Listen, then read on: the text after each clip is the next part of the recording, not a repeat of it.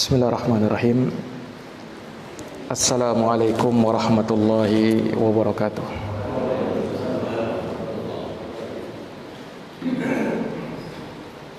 Innal hamdalillah nahmaduhu wa nasta'inuhu wa nastaghfiruh wa na'udzu billahi min shururi anfusina wa min sayyiati a'malina. May yahdihillahu fala mudilla lahu wa may yudlilhu fala hadiyalah. Asyhadu an la ilaha illallah wahdahu la syarikalah wa asyhadu anna Muhammadan abduhu wa rasuluh. Sallallahu alaihi wa ala alihi wa sahbihi wa man tabi'ahum bi ihsanin ila yaumiddin wa sallama tasliman katsira. Qala Allah Ta'ala fi kitabihil karim, ya ayyuhalladzina amanu taqullaha wa qulu qawlan sadida yuslih lakum a'malakum wa yaghfir lakum dunubakum wa may yuti'illaha wa rasulahu faqad faza fawzan 'azima. Amma ba'd, fa inna asdaqal hadithi kitabullah wa khairal huda huda Muhammadin sallallahu alaihi wa ala alihi wa sahbihi wa sallam, wa syarrul umuri muhdatsatuha fa inna kulla muhdatsatin bid'ah wa kulla bid'atin dhalalah wa kulla dhalalatin finnar.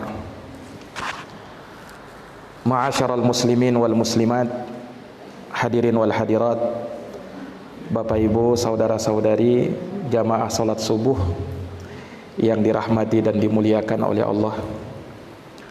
Alhamdulillah, alhamdulillahi bi ni'matihi tatimmus sholihat. Segala puji hanya bagi Allah yang dengan nikmat-nikmatnya tertunai segala amal-amal kebajikan. Kita bersyukur kepada Allah Subhanahu wa taala di subuh hari yang berbahagia ini kita dapat menjalankan ibadah salat subuh secara berjamaah, yang kemudian kita lanjutkan dengan kegiatan yang mubarakah insyaallah ta'ala. Kita duduk sejenak mendengarkan ayat-ayat Allah dan hadits-hadits Rasulullah sallallahu alaihi wasallam. Semoga kita, khususnya yang berkumpul di masjid yang mulia ini, semuanya mendapatkan berkah dari Allah Subhanahu wa taala. Amin ya rabbal alamin. Selanjutnya salawat dan salam kita haturkan keharibaan junjungan kita Nabi besar Muhammad sallallahu alaihi wasallam, kepada keluarga dan para sahabat serta orang-orang yang senantiasa meniti jalannya sampai hari kiamat. Bapak Ibu, saudara-saudari jamaah salat subuh yang berbahagia, pada hari ini kita masih berada di tengah bulan Muharram atau di penghujung bulan Muharram, tanggal 24 Muharram ya. Dan tentunya kita tahu bersama bulan Muharram itu termasuk bulan haram, bulan terhormat. Ini yang sebagaimana difirmankan oleh Allah dalam Quran, inna iddatasy syuhuri 'indallahi 12 syahran fi kitabillah yauma khalaqas samawati wal ard minha arba'atun hurum dzalikad dinul qayyim fala tadhlimu fihinna anfusakum. Sesungguhnya jumlah bilangan bulan di sisi Allah ada 12 bulan. Pada hari Allah menciptakan langit dan bumi, darinya ada 4 bulan haram. Itulah agama yang lurus. Maka jangan kalian mendolimi diri-diri kalian pada 4 bulan haram tersebut. Apa yang dimaksud dengan 4 bulan haram? Itulah yang ditegaskan oleh Nabi di dalam hadis Abu Bakrah yang diriwayatkan oleh Imam Al-Bukhari dan Imam Muslim. Kata Nabi sallallahu alaihi wasallam, "Innaz zamana qad istadara ka hayatihi." Sesungguhnya zaman telah berputar sebagaimana mestinya. Yauma khalaqas samawati wal ard, pada hari Allah menciptakan langit dan bumi. Asy-syahru 12, as-sanatu 12 syahran. Satu tahun kata Nabi ada 12 bulan. Minha arba'atun hurum, dari 12 bulan tersebut ternyata ada 4 bulan haram. Thalathun mutawaliyat, 3 bulan berturut-turut, Dzulqa'dah wa Dzulhijjah wal Muharram wa Rajabun Mudhar alladzi baina Jumada wa Sya'ban. Kemudian bulan Rajab Mudhar yang diagungkan oleh Bani Mudhar, yang terletak antara Jumadal Akhir dan Sya'ban. Itulah bulan Rajab. Maka alhamdulillah kita masih berada di bulan Muharram, bulan yang terhormat, bulan yang tentunya diistimewakan oleh Allah Subhanahu wa taala dari bulan-bulan yang lain, bulan yang amal soleh juga akan dilipat gandakan oleh Allah Subhanahu wa taala. Maka apa yang kita lakukan di masjid ini dalam rangka menimba ilmu, menuntut ilmu agama, ya. Terlebih tadi qari kita membacakan surat yang agung, Nun wal qalami wa ma yasturun, demi pena dan apa yang mereka tuliskan. Ini isyarat kepada ilmu, karena di antara sumber ilmu adalah mencatatkan ilmu tersebut. Nabi sallallahu alaihi wasallam pernah bersabda, qayyidul ilma bil kitabah. Kaitkanlah ilmu itu dengan cara mencatatkannya, ya. Maka ilmu itu seperti itu. Makanya dulu para ulama kita rahimahumullahu ta'ala, mereka gemar mencatatkan ilmu. Kenapa? Karena ilmu itu betul memang sesuatu yang kita pahami, tersimpan di dada, tapi untuk penjagaan kepada ilmu, la budda bil kitabah, mesti kita catat. Para jamaah sekalian yang dirahmati oleh Allah, di kesempatan subuh hari ini saya ingin membacakan satu hadis. Hadis yang diriwayatkan dari sahabat Abu Hurairah radhiyallahu an, dari sahabat Abu Hurairah, riwayat Imam Al-Bukhari. Nabi sallallahu alaihi wasallam pernah bersabda, yang mana dalam sabdanya ini Nabi ingin menerangkan agama Islam itu agama yang pertengahan. Islam itu agama yang mudah, syariatnya mudah, pelaksanaannya dimudahkan oleh Allah. Kata Nabi sallallahu alaihi wasallam, "Innad dina yusrun." Sesungguhnya agama itu mudah. "Wala yushadad dina ahadun illa ghalabah." Dan tidaklah seseorang itu memberatkan dirinya dalam beragama kecuali dia akan terkalahkan. Fasaddidu wa qaribu wa abshiru. Maka bersikap luruslah kalian, mendekatlah dan berilah kabar gembira. Wasta'inu bil ghadwati war rauhah wa syai'un minad duljah.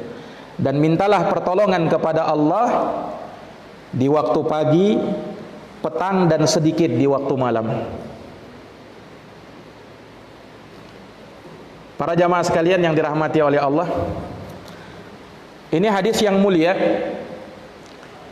Nabi sallallahu alaihi wasallam menyebutkan bahwa agama itu mudah. Innad dina yusrun. Ini syariat kita. Agama yang mudah.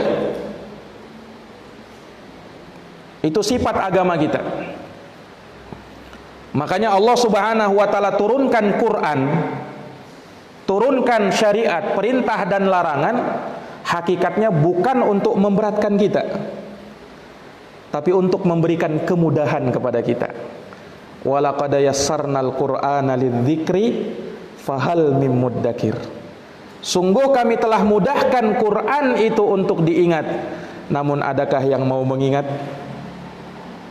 Dan Nabi kita Muhammad sallallahu alaihi wasallam diutus oleh Allah bil hanifiyatis samhah, dengan membawa agama al-hanifiyah, yang hanif, yang lurus di atas tauhid, as-samhah, agama yang dipenuhi dengan kemurahan, kemudahan.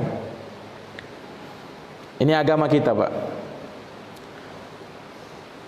Dan memang kalau kita lihat syariatnya itu mudah. Tidak usah jauh-jauh, kita lihat rukun Islam yang 5 saja. Allah Subhanahu wa taala ya menjadikan rukun Islam ada 5. Yang pertama mengucapkan 2 kalimat syahadat. Asyhadu an la ilaha illallah wa asyhadu anna Muhammadar Rasulullah. Kalimat ringan di lisan. Kalimatul Islam, kalimatut taqwa, kalimatut tauhid. Yang dengan kalimat ini kita mendapatkan kemuliaan di sisi Allah, selamat dunia akhirat. Dengan kalimat ini. Lihat Nabi sallallahu alaihi wasallam bersabda, "Man kana akhiru kalamihi la ilaha illallah dakhalal jannah." Siapa yang akhir ucapannya adalah la ilaha illallah, maka dia akan masuk ke dalam surga. Jaminan dari Nabi sallallahu alaihi wasallam, dan itu tanda husnul khatimah. Nah, kalimat ini merupakan zikir yang paling afdal.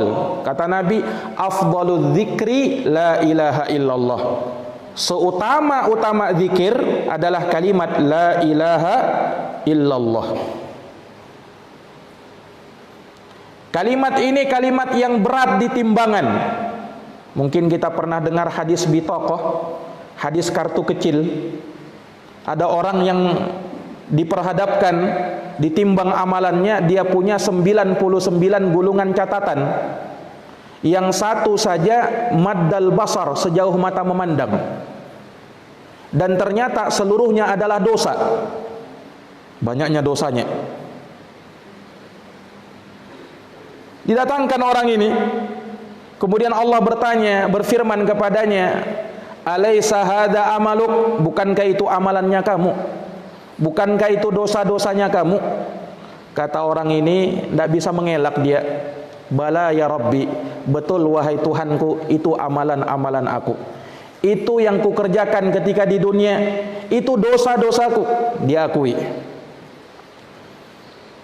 Karena memang di akhirat nanti tidak bisa kita mau berdusta. Kalau lisan ini berdusta, ya, tangan yang akan membenarkannya, kaki yang akan berbicara, al-yauma nakhtimu ala afwahihim wa tukallimuna aydihim wa tashhadu arjuluhum bima kanu yaksibun. Pada hari itu, kata Allah, di hari kiamat, kami akan tutup mati mulut-mulut mereka, tangan mereka yang berbicara, kaki mereka yang akan bersaksi akan semua yang telah terjadi. Jadi tidak bisa berkelit. Tapi orang ini ngaku dia. Ditanya oleh Allah, "Bala ya Rabbi." Betul ya Allah, itulah apa yang aku perbuat ketika di dunia.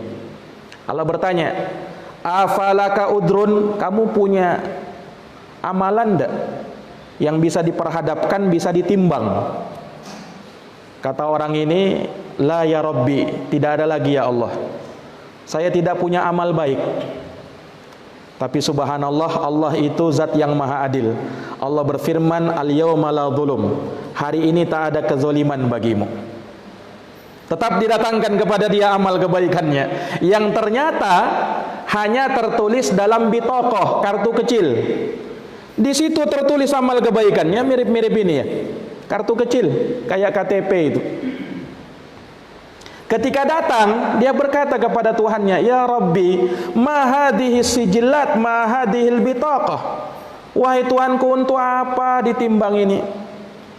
Yang mau ditimbang kartu kecil dengan 99 gulungan catatan dosa, yang satu saja sudah sejauh mata memandang. Untuk apa ya Allah? Kata Allah, "Al-yauma la dzulum." Hari ini tak ada kezaliman. Tetap harus ditegakkan mizannya Allah, timbangan. Maka diletakkanlah 99 gulungan catatan dosa itu di sebuah anak timbangan. Kemudian kartu kecil ini diletakkan pada timbangan yang lain. Kata Nabi SAW, "Fatoshatis sijillat wa thaqulatil bitaqah." 99 lembar gulungan catatan tadi ternyata terangkat ke atas, dan kartu kecil itu ternyata lebih berat ke bawah. Ternyata lebih berat amalannya ini. Nah tentunya kalau sudah lebih berat amal kebaikannya, berlakulah firman Allah, "Fa amma man thaqulat mawazinuh fahuwa fi 'isyatir radiyah." Adapun mereka-mereka yang lebih berat timbangan kebaikannya, maka dia berada dalam kehidupan yang diridhoi, masuk surga. Selamat dari api neraka, bebas dari ikatan dosa yang pernah dia kerjakan. Kenapa? Karena hebatnya amalan yang hanya terdapat dalam kartu kecil tadi. Apa gerangan amalan dalam kartu kecil itu? Ternyata tertulis di dalamnya, "La ilaha illallah Muhammadar Rasulullah." Hadis riwayat Imam Al-Bukhari dalam kitabnya Al-Adabul Mufrad. Subhanallah. Kalimat yang mungkin sering kita ucapkan, tiap sholat kita ulang-ulang terus, ternyata amalan yang berat di timbangan. Luar biasa.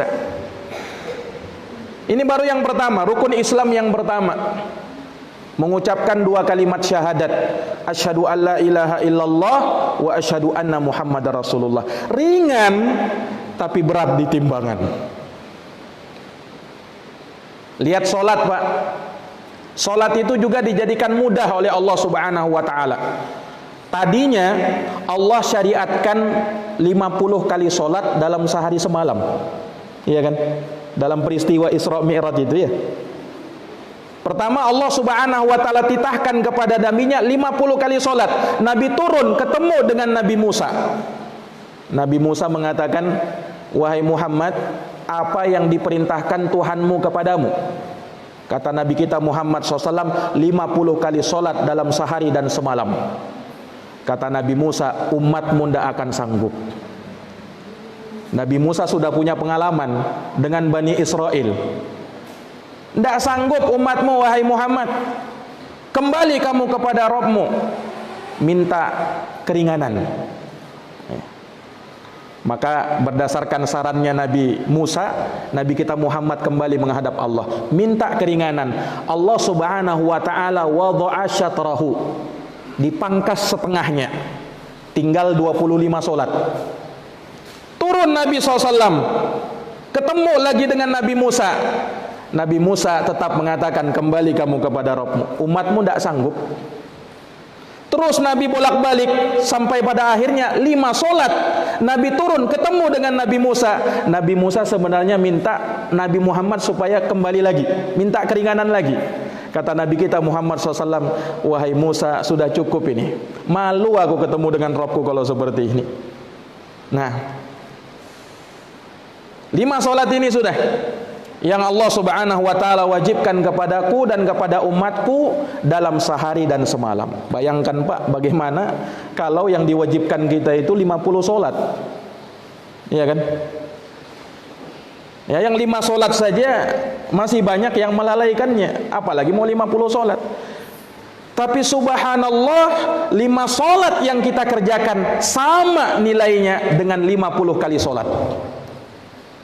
Kenapa? Sama nilainya dengan 50 kali sholat. Karena memang yang pertama Allah syariatkan adalah 50 sholat.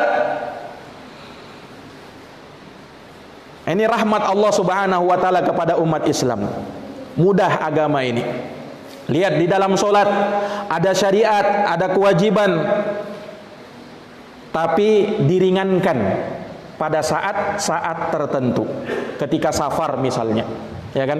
Ada syariat mengqashar sholat dan syariat menjamak sholat. Yang tadinya kita kerjakan harusnya 4 rakaat, boleh menjadi 2 rakaat. Yang tadinya harusnya kita kerjakan di waktunya masing-masing, boleh dijamak antara zuhur dan asar, antara maghrib dengan isya, dijamak sholatnya. Kemudahan, ya. Karena Allah tahu di saat kita safar dalam perjalanan banyak kesibukan, makanya Allah subhanahu wa ta'ala berikan keringanan. Iya. Ketika sakit diringankan lagi oleh Allah subhanahu wa ta'ala. Dalam hadis Husain bin Abdurrahman pernah datang kepada Nabi, mengadukan kepada Nabi sakit bawasir yang dideritanya. Kata Nabi apa? Sholli qa'iman, salatlah kamu dalam posisi berdiri. Fa illam tastati fa qa'idan, kalau tidak mampu berdiri, salatlah dalam keadaan duduk. Fa illam tastati fa ala jambin, kalau tidak mampu salat dalam keadaan duduk, maka berbaring di rusuk sebelah kanan.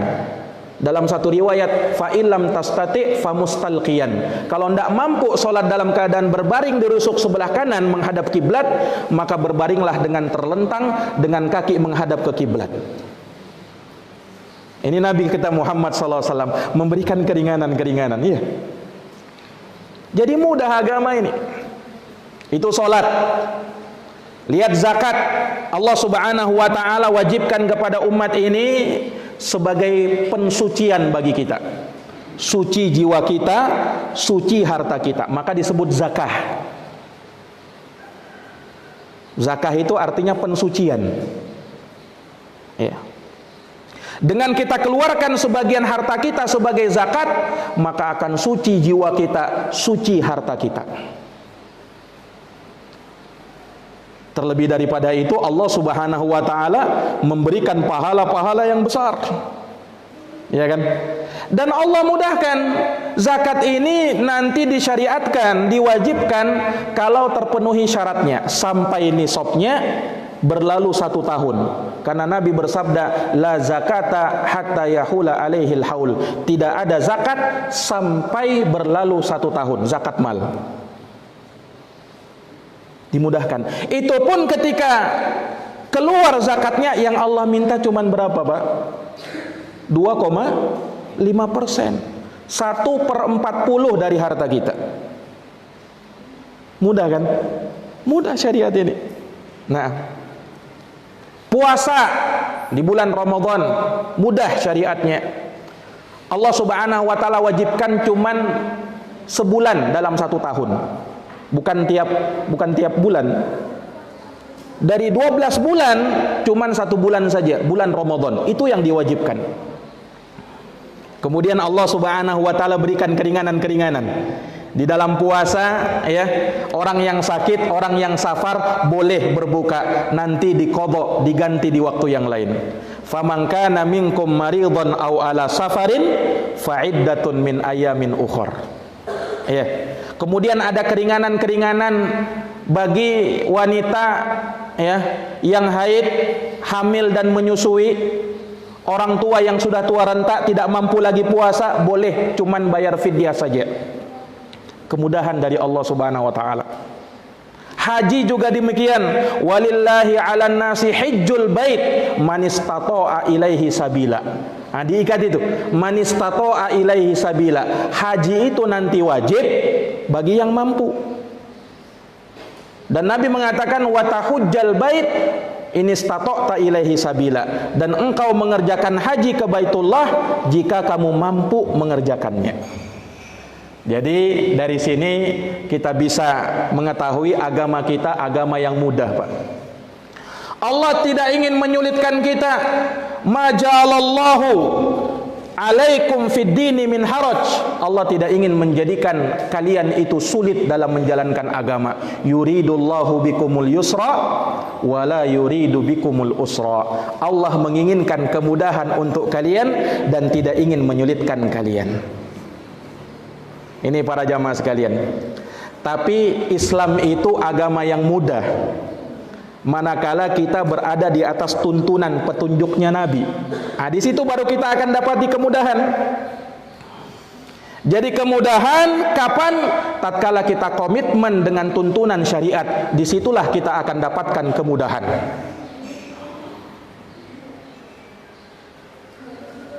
Makanya kan Nabi itu ya pernah diceritakan ada orang yang mengimami manusia, sahabat Nabi Mu'ad bin Jabal mengimami manusia, bacaannya terlalu panjang. Ada salah seorang yang keluar dari jamaah. Kenapa? Imamnya terlalu panjang. Akhirnya diadukan kepada Nabi sallallahu alaihi wasallam. Mu'ad sendiri yang mengadukannya kepada Nabi. Didengarkan oleh Nabi SAW. Apa kata Nabi? Afattanun anta ya Mu'ad. Wahai Mu'ad, kamu ini tukang bikin fitnah. Kenapa kalau kamu menjadi imam, kamu tidak ringankan sholat kamu? Iya. Kata Nabi, innakum munafirin. Sesungguhnya di antara kalian ini ada orang-orang yang membuat orang lain bisa lari. Jangan. Kata Nabi, kenapa kamu kalau jadi imam tidak membaca surat-surat yang ringan, yang mudah? Kenapa? Manusia banyak kesibukannya. Ya. Ini para jamaah sekalian yang dirahmati oleh Allah. Jadi sekali lagi, agama kita itu agama yang mudah, Pak. Dan kemudahan manakala kita berada di atas tuntunan Rasul. Jadi bukan berdasarkan hawa nafsu ya. Karena ada juga orang itu agama mudah, akhirnya dia permudah-mudah. Nah, ini apa namanya? Kayaknya saya tidak mampu bangun sholat subuh. Kan agama mudah. Nantilah saya sholat subuhnya jam 9 pagi.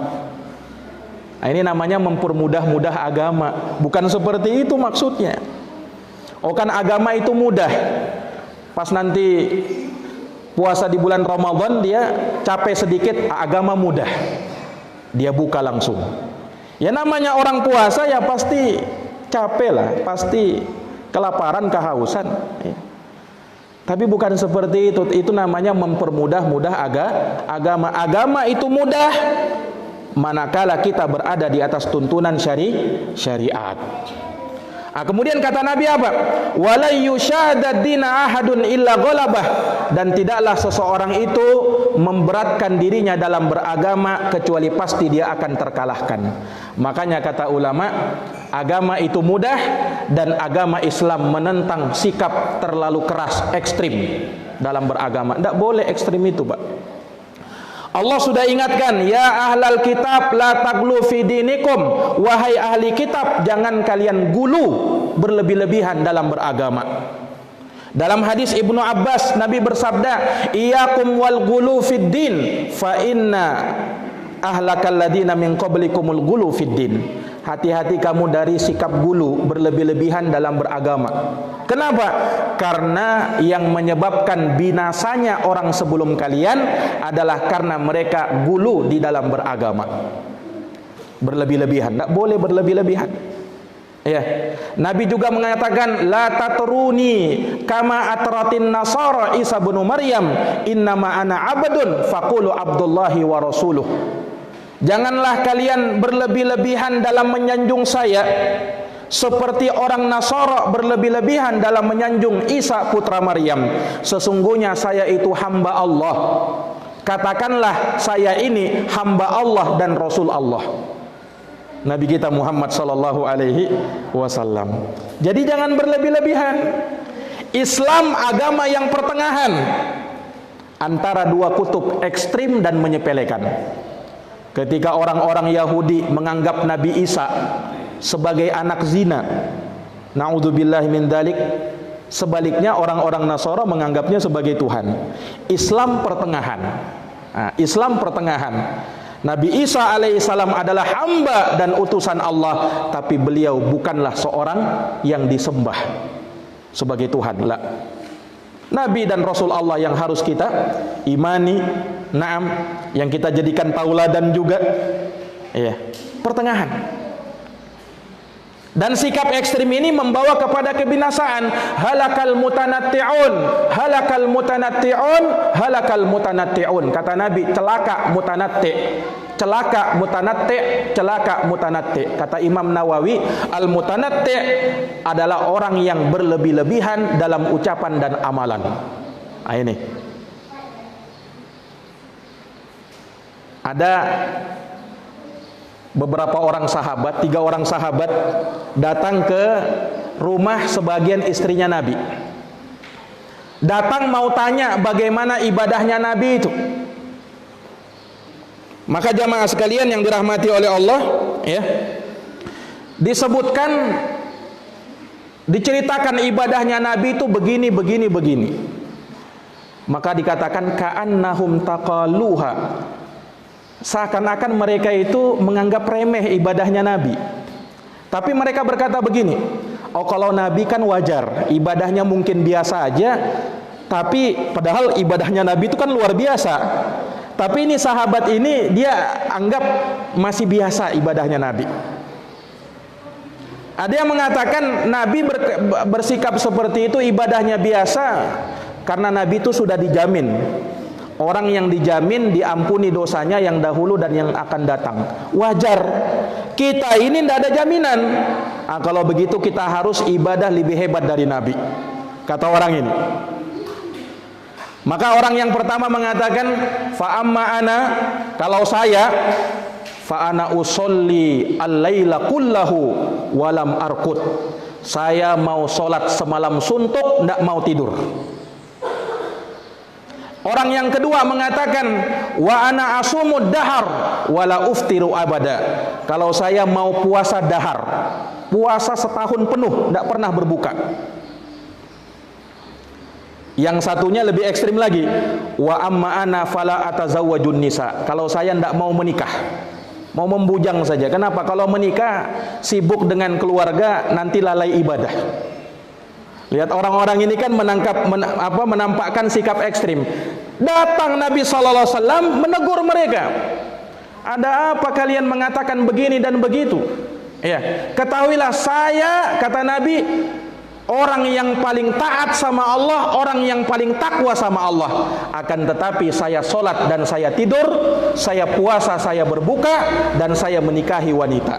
Faman rogiba an sunnati falaysa minni. Siapa yang tidak suka dengan sunnahku, maka dia bukan dari golonganku.